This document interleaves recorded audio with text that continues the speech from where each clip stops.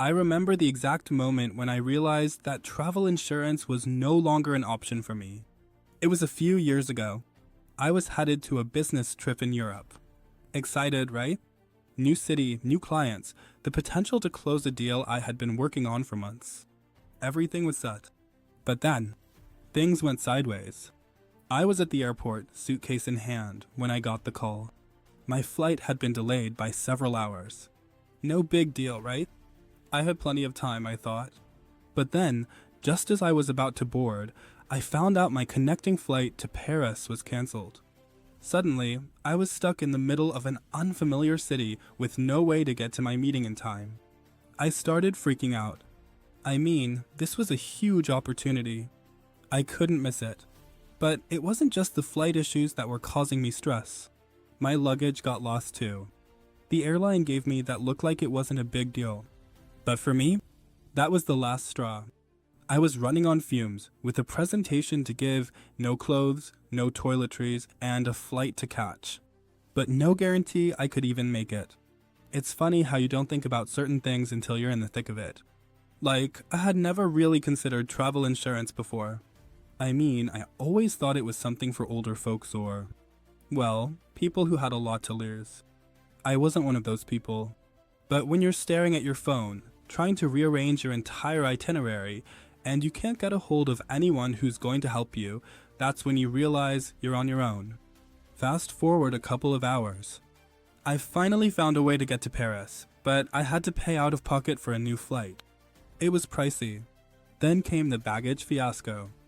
I had to buy a whole new set of clothes, business attire, which, if you've ever been in that situation, you know it's not cheap. And then the hotel cost. Because I had missed my connection, I had to find a place to stay overnight. All those expenses added up.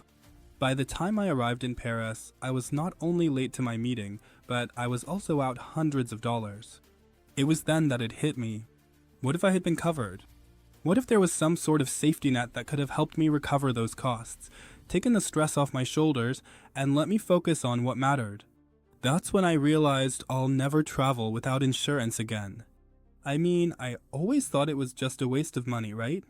But let me tell you, after that experience, I will never risk traveling without it again. And here's a tip. Don't wait until the last minute. I know, we're all busy. But trust me, buying insurance before you travel is the best thing you can do for peace of mind. And I get it, some people still think, oh, it's not going to happen to me. I thought the same thing. But things happen.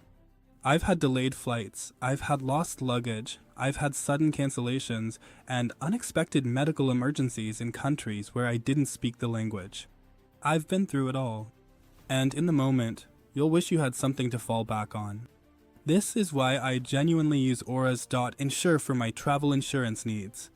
It's not some random service I'm recommending, it's the one I personally trust. It's simple to use, and it has saved me in more ways than I can count. From helping me recover costs for a missed flight to covering emergency medical expenses when I had a sudden illness abroad, it's been a lifesaver. It's the travel insurance hack I wish I had known about sooner. So, if you're planning a business trip or even just a vacation, I can't recommend it enough. Seriously, take it from me, don't wait for something bad to happen before you consider travel insurance. You never know when things might go off track. And when they do, you'll want to have that peace of mind. It's not about spending money on something you don't need.